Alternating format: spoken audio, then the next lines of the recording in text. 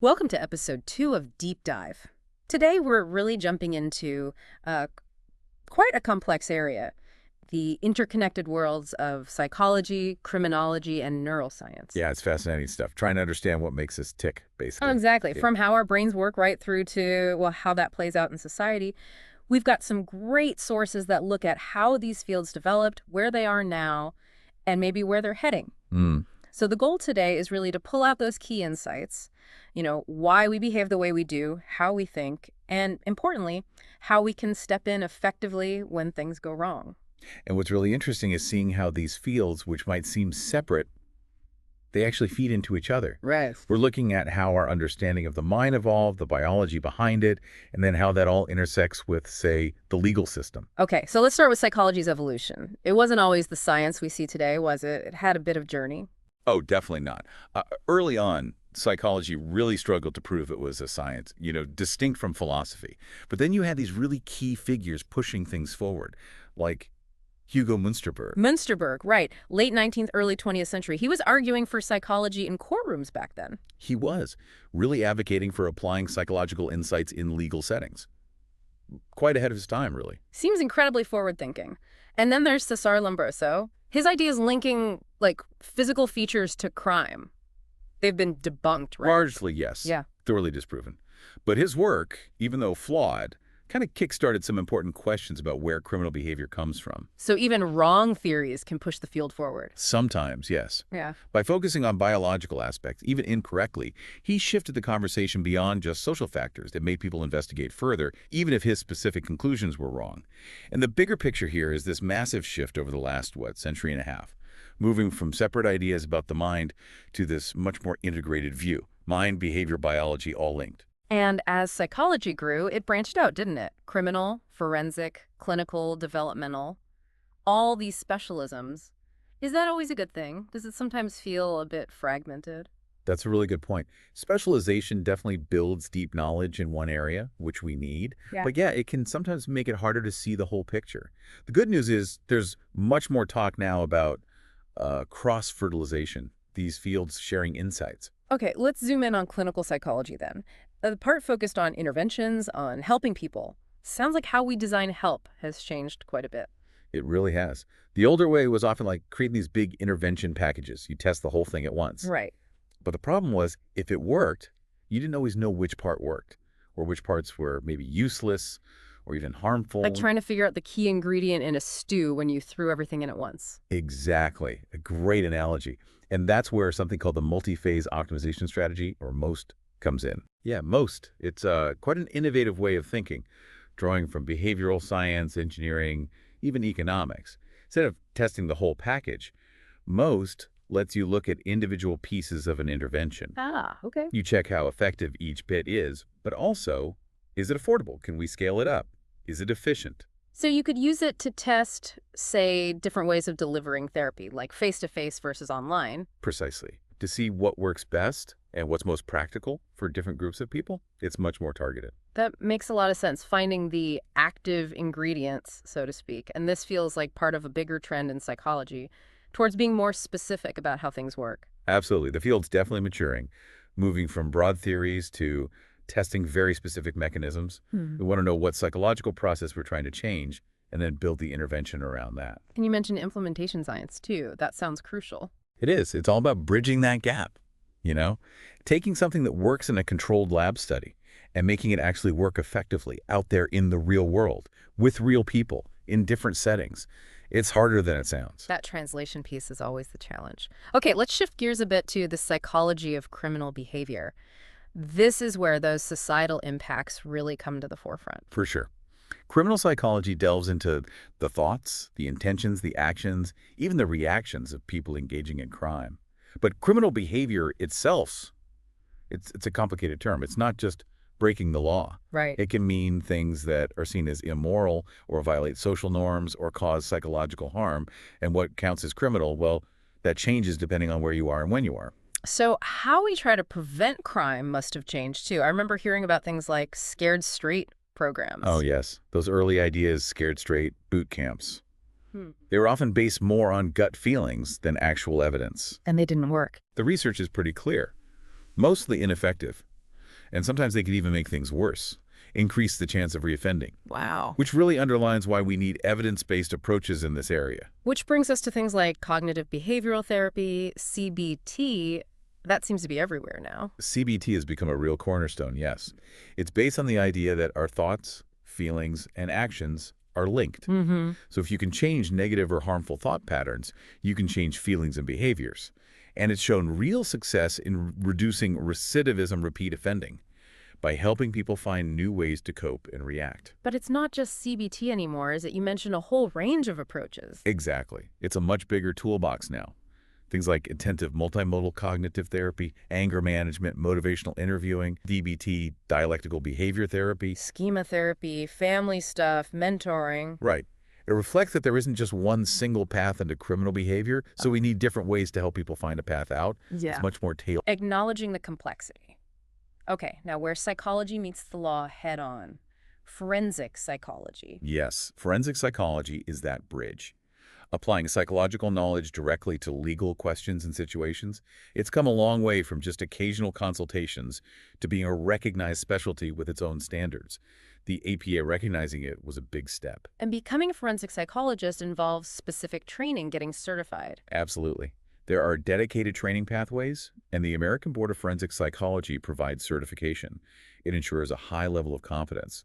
And the work they do is really varied. It's not just the criminal profiling you see on TV, although that's part of it sometimes. Right, that gets a lot of attention. But they also do research, teaching, consulting, treatment, and evaluation's a huge part of it. Like figuring out if someone is competent to stand trial, or if they were legally insane at the time of an offense. Exactly that. Competency, criminal responsibility, the insanity defense, assessing risk of future violence, child custody evaluations, even assessing psychological harm and injury lawsuits. It requires understanding both psychology and the legal rules. Deeply. And they do conduct those court-ordered evaluations that feed directly into legal decisions about things like sentencing or treatment plans. So if criminal psychology is about understanding the why of crime, forensic psychology is about applying that why within the legal system. That's a great way to put it. One focuses on the behavior, the other applies that understanding to the specific demands of the law. They really work hand in hand. Okay, we've talked about understanding behavior and applying it legally. What about the actual process of change? The therapies themselves have evolved too, right? Oh, absolutely. Modern therapy isn't just one thing. It integrates different ideas, but with a much stronger focus now on, well, does it actually work? Empirical evidence is key. And one interesting development over the past few decades is acceptance and commitment therapy, ACT. ACT, Stephen Hayes, 1980s. What's the main idea there? Is it different from CBT? It is, yeah. Developed by Hayes. ACT takes a slightly different angle. It's less about getting rid of difficult thoughts or feelings, and more about developing psychological flexibility. Flexibility. Meaning being able to accept your internal experiences, the tough stuff, while still moving towards what you value in life. It questions if you need to eliminate all bad feelings to live well. So changing your relationship to thoughts and feelings, not just the thoughts themselves. Precisely. And it uses 6 core ideas to do that. Things like cognitive diffusion, seeing thoughts just as thoughts, not commands or truths, acceptance, making room for difficult feelings, being present, understanding the observing self, that part of you that just notices, clarifying your values, what really matters to you, and then taking committed action toward those values, even when it's hard. That does sound different from traditional CBT, which often focuses more directly on challenging and changing the negative thoughts. It is. While CBT aims to modify the content of thoughts, ACT focuses more on changing how you relate to them, different philosophical roots. Though, it's worth noting, modern CBT often includes mindfulness elements too, but the emphasis is different. In these different therapies, CBT, ACT, others, they're proving effective in rehabilitation for addressing those criminal thinking patterns. Yes, various approaches, including CBT, show good results in targeting those criminogenic thoughts. And the general trend is definitely towards tailoring interventions, moving away from rigid, one-size-fits-all protocols towards more flexible, personalized help. Makes sense. People are different. Okay, let's widen the lens again. What about evolutionary perspectives? How does thinking about our deep past fit in? Evolutionary psychology gives us this foundational layer. It suggests that our minds and behaviors today were shaped over vast periods by natural and sexual selection to solve problems our ancestors faced. The idea isn't that the mind is just a blank slate, but more like a set of specialized tools, psychological mechanisms that evolve for specific tasks, like recognizing kin or choosing a mate. This is sometimes called the modularity of mind idea. So things like reading emotions or maybe cooperation, those could be seen as adaptations that helped our ancestors survive and reproduce. That's the core idea. Evolutionary psychologists often look for behaviors that seem universal across cultures and for emotions, recognizing family, mate preferences, cooperation as potential evidence for these evolved adaptations. And this perspective can shed light on a huge range of behaviors, from parental care patterns to why we find certain things attractive, maybe even aggression in some contexts. It's wild to think how those ancient pressures might still echo in our behavior today, even if we don't realize it. And it sounds like this evolutionary view is useful in lots of fields, not just psychology. It really is. Yeah. People are applying these ideas in economics, law, management, healthcare, even politics and literature analysis. It offers a deeper why for many human patterns. Okay, so from the deep past to the very physical present, let's talk neuroscience. This feels like it's changing everything. Brain imaging, genetics. It's absolutely transformative, bringing neuroscience tools, fMRI scans, EEG, genetic studies, computer modeling, together with psychological theories, is giving us this incredibly detailed view of the biological underpinnings of thought and behavior. And linking it back to criminal behavior, what are we learning there? Well, research is finding subtle differences, on average, in brain structure and function in individuals with persistent antisocial behavior. Areas involved in things like impulse control, moral reasoning, regulating emotions. And this is really crucial. It's not deterministic. It's not like this brain structure equals crime. Right, it's not that simple. Not at all. Mhm. It's about a complex interaction between neurology, a person's environment, their experiences, their psychology. It's the interplay that matters. And can neuroscience show therapies like CBT actually changing the brain? Yes, fascinatingly, it can. Neuroimaging studies show measurable changes in brain activity and even structure after psychological therapies. Areas involved in emotional regulation or attention can look different after successful CBT or mindfulness practice. Wow. It really demonstrates neuroplasticity, the brain's ability to change based on experience. Our thoughts and actions can literally reshape our neural pathways. And knowing about brain development, especially those times when the brain is most adaptable, neuroplasticity being higher, that must help figure out the best times for interventions. Exactly. Developmental neuroscience helps us understand those critical or sensitive periods. It has huge implications for when and how we intervene to support healthy development. And looking ahead, the dream is personalized intervention based on someone's neurobiological profile, tailoring therapy based on their specific brain patterns. That's still developing, but it's really exciting direction. The future of mental health care, maybe? Now, something much more immediate that impacted everyone, the COVID-19 pandemic. What did psychology learn from that huge global crisis? Well, the pandemic was just an unprecedented stress test for global mental health. Yeah. And the response, like from clinical psychology units in places like Lombardy and Italy, which got hit so hard, so early, Yeah. it really shone a light on psychology's role in public health emergencies. Psychologists were vital in supporting healthcare workers dealing with incredible stress, trauma, moral injury, offering debriefing support sessions. Supporting the supporters, essentially. Absolutely. Keeping them going was key. And for patients who were sick, isolated, facing existential fears, psychologists adapted using remote consultations. They also set up helplines for families, for the general public struggling with anxiety, grief, isolation. So it really highlighted that biopsychosocial model we hear about. Definitely. You can't just treat the virus. You have to address the psychological and social fallout, too. Yeah. It showed how integrated that needs to be in any major crisis response. Psychology was essential and adaptable. Right. Powerful demonstration.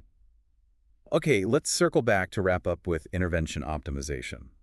You mentioned MOST earlier.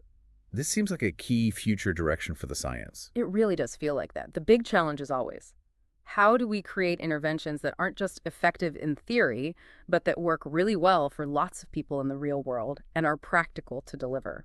So like we said, moving beyond testing those big packages towards optimizing the individual components, using MOST and similar strategies lets us fine-tune interventions for maximum effectiveness, but also affordability, scalability, efficiency. And you use specific types of experiments for this? Yes, specialized designs like factorial experiments or SMART trials, sequential multiple assignment randomized trials allow testing multiple components and combinations efficiently. And again, that final piece is implementation science, making sure these optimized interventions actually get used properly in clinics, schools, communities. Right. This whole shift towards optimization, it feels like psychology really maturing as a science, Mm. not just asking, does it work, Right. but how can we make it work best? Maximizing impact and reach. Well, this has been quite the journey through these interconnected fields, from the history through criminology, neuroscience, therapy, crisis response. It really paints a much richer picture of human behavior when you look at it all together. Absolutely. No single field has all the answers. It's the way they connect the evolutionary roots, the brain mechanisms, the clinical applications, the societal context that gives us a more complete view. And this push towards optimizing interventions, it really holds a lot of promise for improving mental health care and how we address things like criminal behavior in the future. And the pandemic was such a stark lesson in how vital psychology is during large-scale crises. It's been fascinating thinking about how all these different perspectives, evolution, neuroscience, therapy, give us a more complex understanding of, well, us, why we do what we do. So for you listening, what part of this interconnected landscape really grabbed your attention? Is there an area you want to know more about? And maybe what assumptions about people do these integrated views make you question? Definitely some food for thought there.